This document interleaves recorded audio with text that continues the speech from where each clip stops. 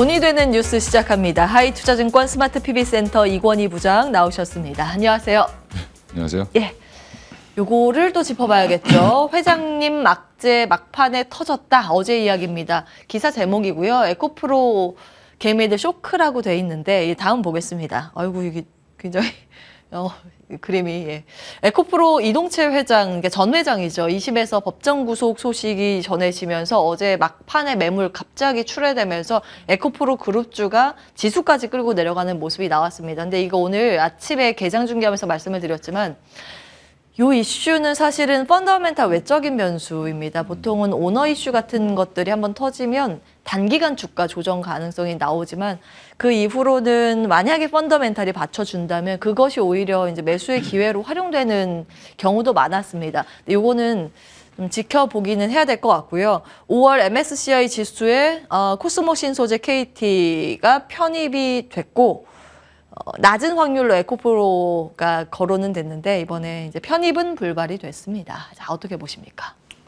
일단 뭐 안 좋게 보죠. 예. 어떤 부분을 안 좋게 보시는지. 일단 너무 어제 사실은 뭐 이동채 전 회장이죠. 예. 지금 현재 경영 일선에서 물러나 있고요. 대주주죠. 그렇죠. 어떻게 보면 오너라고 얘기를 오너. 주로 하는데 뭐 이제 20% 가까이 이제 지분을 갖고 있기 때문에 예. 일단 관련해서 지금 대주주 이슈로 이게 빠졌다라는 부분, 그리고 생각보다 1심에서는 이제 집행유예가 나왔었는데 예. 2심에서 이게 형량에 비해서는 법정 구속이 바로 나왔다라는 부분에서는 예. 약간 좀 뭐 시범 케이스 이렇게 걸리지 않았나 지금 생각을 하는데, 물론 이제 대법원까지 또 가겠죠. 이제 여러 가지 이제 그 과정을 거칠 텐데 이미 이제 에코프로는 이게 오래된 이슈였기 때문에 사실은 그동안 그 부분을 다 무시하고 주가가 그 회사 자체 내용으로 올라갔었던 부분인데, 어제는 좀 어떻게 보면 좀 이렇게 뺨 맞을 그 타이밍, 네. 그냥 좀 안 좋은 타이밍에 이게 나오면서, 특히 또 어제 또 옵션 만기일이었고 또 여러 가지 이제 분위기가 좀 그랬던 상황에서 이런 뉴스가 나오니까 사실은 주가가 뭐 급락하는 모습을 보였는데, 저는 오히려 이런 급락이 에코프로 관련 종목들, 특히 에코프로랑 에코프로 비행 같은 경우는 충분히 다시 한번 뭐 매수의 기회를 주는 상황이다라고 보고 있고요. 예.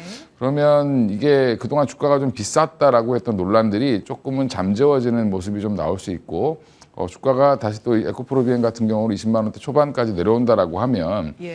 뭐 오히려 좀 중장기로 보시는 분들은 뭐 단기, 중장기로, 중기로 보셔도 되고 장기로 보셔도 되는데, 뭐 박스권 하단 정도라고 생각하고 다시 반등은 나올 거라고 예상을 하고 있고요. 얼마라고요? 그게? 뭐 20만 원 초반대 뭐 밀리면 지금 22만 원 정도에 움직이고 있는데, 예. 21만 원대 정도만 되더라도 사실은 충분히 반등 나올 수 있는 자리라고 보고 있습니다. 예. 예, 밸류에이션이 뭐 비싸다 싸다 논란이 있지만 여전히 지금 그 향후 2, 3년 정도만 비교를 하더라도 뭐 충분히 바닥 그동안 좀 많이 비싸졌다가 내려왔기 예. 때문에 밸류에이션 좀 부담은 조금 덜해졌다. 여전히 좀 비싼 건 있지만 그래도 여전히 성장성이 있는 회사고, 예. 그리고 지금 경영진들이 다 전문 경영인으로 다 바뀌어 있습니다. 그러니까요. 사실은 지금 경영은 다른 네. 전문 인력들이 하고 있잖아요. 네. 그래서 매수세가 장 초반에 많이 몰렸던 것 같아요. 근데 어떻게 보세요?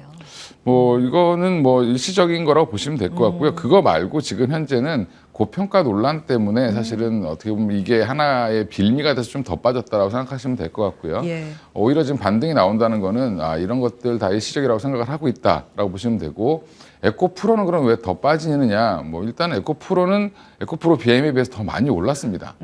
그런 부분들이 좀 반영되고 있다라고 생각하시면 되고, 키 맞추기. 키 맞추기 정도라고 생각하시면 될 것 같고, 진짜 사업을 하고 있는, 실제 양극재 사업을 하고 있는 에코프로 BM 같은 경우는 저는 뭐 충분히 반등 자리라고 보고 있고요. 에코프로는 조금 더 조정은 더 나올 수 있다라고 생각하시고, 예. 아직은 이제 에코프로는 기대감이 좀 많이 있죠. 뒤에 이제 뒤 사업단에 있는 회사들, 그 다음에 에코프로 머티리얼즈 같은 경우도 상장 예정이 또 되어 있고, 예. 여러 가지 이슈들이 아직 남아 있기 때문에 언제든지 반등은 나올 수 있겠지만 당분간은 이게 추세가 돌아서기 전까지는 에코프로는 조금은 좀 유의하셔서 매수 타이밍을 잡으셔야 되지 않겠나 생각하고 있습니다.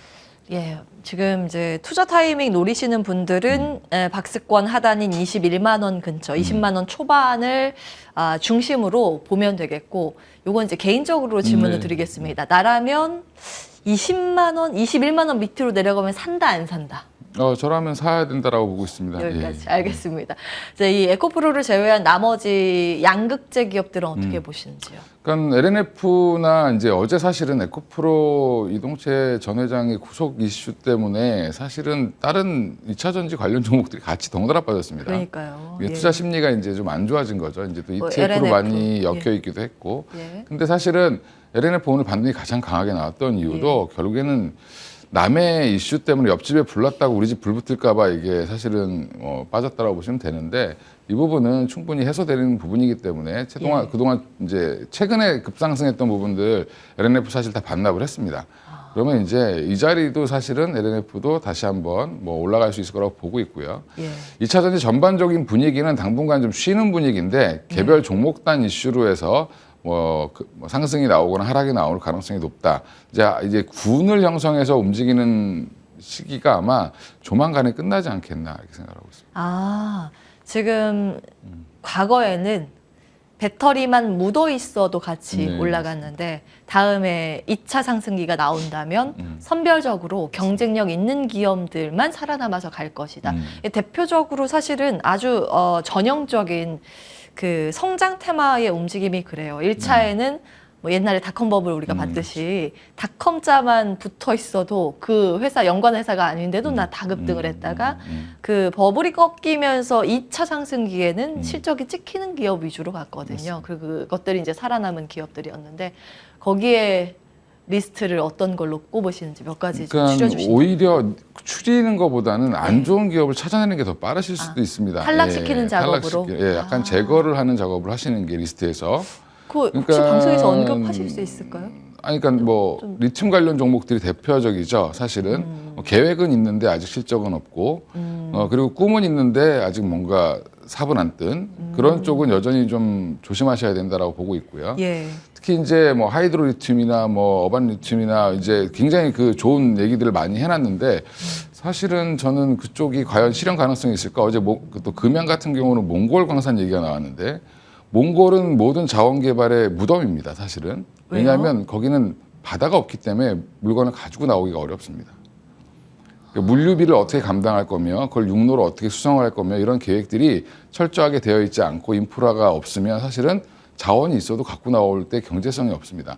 그러니까 그런 부분들을 고려하고 얘기를 하는 건지 저는 좀 의심이 되고 그래서 이제 물론 금양 자체가 잘못됐다라기보다는 그 회사는 나름대로 비전을 얘기한 거고 여러 가지 이슈가 있겠지만 제가 이제 주식을 추천하고 고객들한테 알리는 입장에서는 이런 거는 좀 그렇다. 몽골 산업이 항상 보면 몽골이 항상 어려운 이유가 그거죠. 자원 부국인데 자원을 빼올 수가 없습니다. 그랬군요. 예. 그러니까 이 비전을 가지고 아마 기업은 투자를 한 거겠 텐데 투자의 관점에서는 최대한 리스크나 불확실성이 적은 상태에서 투자를 이제 권고해주는 그런 입장이시라서 만약에 한다면 지금 공장이 돌아가고 있는 쪽 그쵸? 배터리 양극재를 만들어내서 실적이 찍히고 증설을 해서 앞으로 더 캐파가 늘어날 만한 곳 이렇게 이제 말씀을 주고 계십니다. 하나의 이제 종목을 발굴하실 때 체크 포인트로 말씀을 주신 거고요.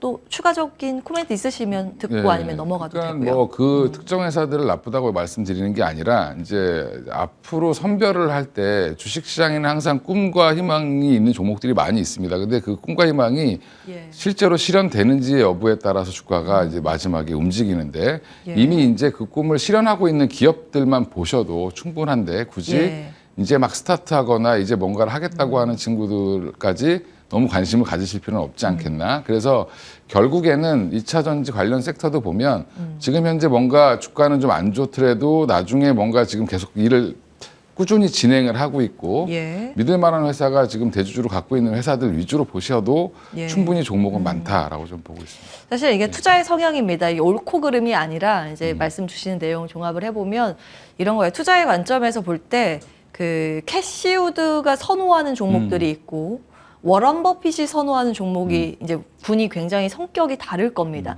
그래서 나는 어떤 투자 성향인지 하이리스크 하이리턴을 더 좋아하는 것인지 좀 안정적으로 적은 수익이지만 딱딱 찍히는 걸 더 선호하는 스타일인지 그거를 이제 먼저 개인 투자자분들께서 딱 정립을 하시고 보시면 될 것 같아요. 이제 후자 쪽 조금은 그렇죠. 안정적으로 볼 수 있는 조금 그런 전략을 너무 보고 싶은 의견. 것만 보시면 안 된다. 예, 리스크를 항상 보셔야 된다. 배터리를 여기서 마무리합니다. 다음 보겠습니다.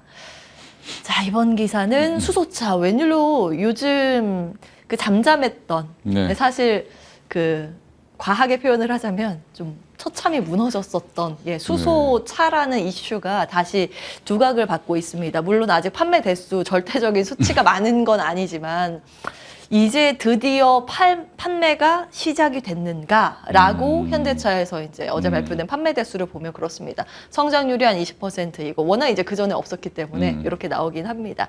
아무래도 글로벌 완성차 업체 중에서는 현대차 그룹에서 수소차를 가장 먼저 뛰어들었고 기술력 자체도 이 탑티어 가운데 하나입니다. 다음 보겠습니다. 요거는 아침에 당잠사 개장 전에 이제 체크해드린 내용인데요. 어제 수소차 관련주 반응이 있었던 것이고 오늘은 조금 다른 종목들이 올라갑니다. 다음 보겠습니다.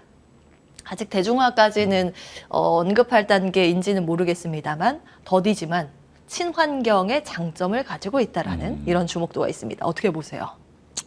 수소차는 이제 문제는 뭐냐면 단가가 굉장히 높다라는 부분이고요. 그래서 지금 또 수소가 뭐 위험하냐 뭐 안 위험하냐 이런 게 아니라 신재생 에너지 쪽이나 이쪽을 공부하시면 결국에는 수소로 갑니다. 네, 수소로 가는데 그 수소가 그레이 수소냐 블루 수소냐 그린 수소냐 이런 걸 따지는데 그러면 결국엔 물을 분해해서 만들어내는 수소, 그게 물을 분해할 때 그러면 태양광이나 풍력을 이용한 전기를 써야 완벽한 그린 수소가 되겠죠.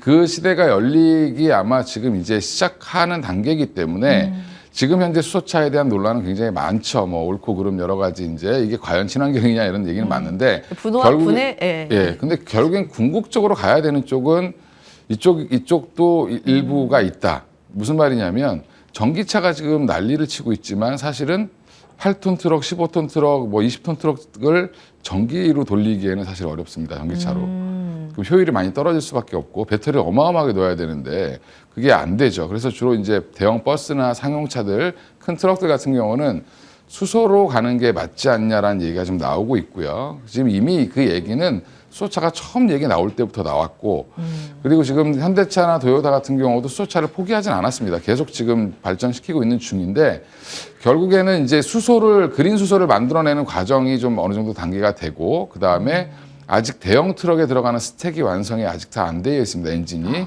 근데 그 부분이 조금 더 개발이 돼야 되는데 예전에 현대차가 스위스에다가 일부 이제 리스처럼 이제 빌려주고 사용료를 받는 그 수소 트럭을 수출했죠. 엑사이언트라는 모델을 달고 나갔는데 그 수소차도 보면 기존에 이제 그 니로라든지 이런 그 좀 작은 차에 그 SUV에 들어갔던 수소차 엔진을 스택을 2개를 실은 겁니다. 그냥 기존에 있었던 그거를 이제 하나를 더 해서 한 건데 사실은 전용 스택을 또 개발하고 있습니다. 그럼 그게 완성이 되면 저는 이제 앞으로 이제 특정 구간을 완복하는 대형 차들, 화물차들, 그다음에 버스들 이런 것들은 대부분 아마 시내버스 말고 고속버스 같은 장거리 운행을 하는 버스들은 수소로 바뀔 걸로 예상을 하고 있고 지금의 이제 디젤 엔진을 대체하는 쪽은 수소가 될 가능성이 높다. 사실은 지금도 버스에 많이 이제 수소 스택을 탑재시키고 있는데 다 보면은 정부에서 밀어주는 그 정책을 지금 받고 있거든요. 사실 우리나라에서 이제 수소에 대해서 세제 혜택이나 이런 걸 굉장히 많이 주고 이제 수소 충전소 문제가 조금 비용이 많이 들어가서 그것도 문제긴 하지만 정부에서도 이제 적극적으로 그것을 이제 인프라 구축을 위해서 시도를 하고 있는 상황입니다. 근데 이제 대중화가 더디다는 게 투자의 관점에서 어떻게 봐야 할까요? 결국엔 미국이나 유럽이 이걸 적극적으로 하겠다라고 해야 발전할 수 있습니다. 아, 미국이나 유럽이요. 예, 그렇죠. 근데 유럽은 이미 이제 이쪽으로 조금 고개를 돌리고 있는데 요즘 아직은 조금 느린 국면이고요. 예. 그리고 이제 이게 수소 관련된 기술이 가장 발전돼 있는 나라가 사실 독일입니다. 원천 기술을 갖고 있는 쪽은. 예. 또 우리나라 기업들도 지금 많이 이쪽에 부품이나 이런 거 소재 잘 개발하고 있는 거고 오늘 세종공업 같은 경우도 뭐 현대차가 뭐 팩 만들었다고 올라갔다 거기 부품 납품한다고 올라가는데 하이브리드 예. 배터리 팩 개발한다고 해서 올라가지만 사실 세종공업의 가장 핵심은 스택에 있습니다. 스택에 들어가는 것들 부품을 공급하는 회사고 개발이 완료가 되어 있고요. 예. 그 현대제철이랑 같이 지금 진행을 하고 있기 때문에 이 세종공업이 단순히 뭐 머플러를 만들던 회사가 이제 배터리 팩도 만들고 그다음에 이제 사실은 뭐 BMS라고 해서 현대 그 BMS라고 해서 배터리 모듈 어셈블리라는 그 섹터를 이제 만들고 제작하는 것들을 하고 있는데 물론 같이 하고 있는 회사가 있습니다. 뭐 덕양산업이나 뭐 서현이와 이런 회사들과 같이 이제 되어 있는데 그것뿐만 아니라 사실은 원래 세종공업이 주목받았던 거는 스택으로 주목을 받았었습니다. 수소차로. 네, 수소차 관련주로 주목을 받았던 회사인데 수소차는 시간은 걸릴 겁니다. 걸리지만 사실은 아까도 키는 만약에 미국이 이걸 한다고 얘기를 한다든지 뭐 유럽이 본격적으로 이거를 수소차 충전소부터 시작해서 인프라를 만들고 적극적으로 나선다는 얘기가 나오면 사실은 다시 한번 또 붐이 될 수 있겠죠. 예. 스택이라는 건 자동차 그 전기차에서는 배터리에 해당되는 겁니다. 수소에서는 이제 스택이라고 표현을 하는데 그거는 이제 차뿐만이 아니라 뭐 상용차도 필요하겠지만 전동차라던가 이게 큰 덩치의 트램 이런 쪽에도 아 맞아요. 트램이나 아니면 건물 자체로 자가 발전을 할 때도 필요하다고 하더라고요. 그런 관점에서 이제 차에 국한되지 않은 스택에 더 주목을 하시는 것 같거든요. 관련 탑픽을 본다면 어떤 걸까요? 뭐 지금은 사실은 스택 관련된 탑픽, 뭐 멤브레인 관련주, 뭐 상하 프론탱크 예전에 한참 주목을 받았었고요. 국산화 일종의 이슈로. 필터죠. 멤브레인이 가장 중요한 이슈가 되어 있고 스택에 들어가는 철판도 굉장히 중요합니다. 그래서 세종공업도 되게 중요시 보실 필요가 있고요. 또 이제 현대제철도 이쪽 사업을 하고 있으니까 생각보다 같이 보셔야 될 것 같습니다. 현대제철까지. 근데 우수 AMS도 급등을 하는데 저거는 왜 이렇게 급등을 하나요? 우수 AMS는 지금 저 수소차 관련돼서 급등하기보다는 실적이 잘 나와서 올라가는 겁니다. 지금 실적이 생각보다 잘 나왔고 지금 전년 동기 대비해서 한 300% 이상 실적이 좋아졌는데 원래 적자에서 흑자로 전환할 때 주가가 가장 반응을 강하게 하는데 오늘 아마 그래서 지금 어제 실적 발표 이후에 급등하는 모습을 보인다라고 생각하시면 될 것 같습니다. 예, 탑픽은 다른 종목이고 저거는 이제 실적 키워드. 알겠습니다. 다음 보겠습니다. 엔터주. 와, 정말 우리 이게 괄목상대할 새로운 성장 산업이라고 하면 엔터주가 될 겁니다. 엔터주가 이렇게 폭발적인 실적을 낼 줄이야 그 누가 알았겠습니까? 이번 1분기요 정말 대단합니다. 내는 족족 어닝 서프라이즈인데 역사상 신고가가 여기서 속출하고 있고 어제 장마치고 공개한 YG엔터 깜짝 놀랐어요. 작년 대비했을 때 이익이 5배 나왔고요. 예상했던 것보다 2배 나왔습니다. 그리고 하이브도 사실은 좀 걱정했었던 게 BTS. BTS 없어도 여기도 사상 최대가 나왔고 SM은 경영권 분쟁 비용 때문에 좀 영업이익이 적게 나오긴 했습니다만 요거 감안해서 보면 그 나름 선방했다는 그 내용입니다. 근데 영업이익 만약에 49억 원 여기서 플러스해도 한 200억 원 정도 되거든요. 그러면 지금 3사 발표된 거 순위로 보면 하이브, YG, SM 순으로 이익을 많이 남겼습니다. 이제 JYP는 다음 주 15일에 실적 발표 앞두고 있는 상황입니다. 정말 많은 분들께서 기대를 하고 계시고요. 요거는 다음 보겠습니다. 이건 아침에 언급해드려서 궁금하신 분들은 당잠사 보시기 바라겠습니다. 엔터주요. 뭐 엔터주 지금 뭐 나쁘게 얘기하면 뭐 총 맞는 분위기죠. 사실 되게 좋죠. 예, 다 좋고. 총은 안 맞아요. 예. 그러니까 지금 엔터주는 큰 트렌드를 잡으시는 게 중요한데 이제 아시아를 넘어서 글로벌로 가고 있다. 그리고 전에도 한번 말씀드렸지만 결국엔 지금 북미를 먼저 이제 미국 시장을 진출하고 다른 나라로 퍼지는 형태로 지금 가고 있고요. 그다음에 지금 사실 소셜 미디어 중에 하나는 유튜브의 발전 이런 것들이 어떻게 보면 우리나라 엔터사들한테는 굉장히 호재였고 이게 코로나 국면에 더욱더 확대되기 시작을 했고요. 또 예. BTS가 사실은 굉장히 잘 해주면서 글로벌화를 더 촉진시켰다. 그러니까 그래서 예전에 이제 뭐 박찬호 선수가 미국의 메이저리그 진출하고 나서 우리나라 선수들이 많이 간 것처럼 예. 그런 이제 우리나라의 그 능력들을 그쪽 미국 시장에서 돈이 된다라고 생각하니까 지금 잡아 당기고 있다라고 보시면 될 것 같고요. 또 이제 그러다 보니까 뭐 주로 요즘에 신인 걸그룹들이라든지 보이그룹들 나오면 사실은 바로 뭐 그 음반 뭐 빌보드 차트에 올라가고 맞아요. 예, 뭐 예. 1등도 하고 2등도 하고 뭐 100위 안에는 그냥 들어가고 막 그렇습니다. 그리고 또 이제 아직 데뷔도 안 한 베이비몬스터의 계정에 뭐 200만, 300만이 몰리고 배몬. 예. 그 오늘 이제 데뷔하는 걸로 알고 있는데 오늘 이제 7명의 멤버 확정돼서 이제 이거를 진행을 하는데 그렇군요. 그러면 이 베이비몬스터 효과와 1분기 사상 최대 실적의 플러스 알파 이게 두 개가 더해지면서 YG 엔터는 오늘 좀 급등한 모습을 보인 것 같고요. JYP도 지금 단기적으로 호실적이 전망이 되고 왜냐하면 네. 지금 전반적으로 호실적이 SM을 제외하고는 다 나왔는데 JYP만 안 나올 이유는 없죠. 그리고 예. JYP도 마찬가지로 뭐 스트레이키즈라든지 뭐 그다음에 지금 여러 엔터 그 그룹들이 잘 하고 있기 때문에 JYP도 저는 뭐 조만간에 한 번 더 호실적 나오면 한 번 더 뜨지 않겠나 이렇게 생각합니다. 그럼 탑은 JYP입니까? 단기적으로는 지금 JYP가 아마 A2K 프로젝트까지 있기 때문에 뭐 한 번 더 추가 상승 여력은 더 있을 걸로 보고 있습니다. 여기까지 하겠습니다. 하이투자증권 스마트 PB센터 이권희 부장 함께했습니다. 고맙습니다. 네, 감사합니다.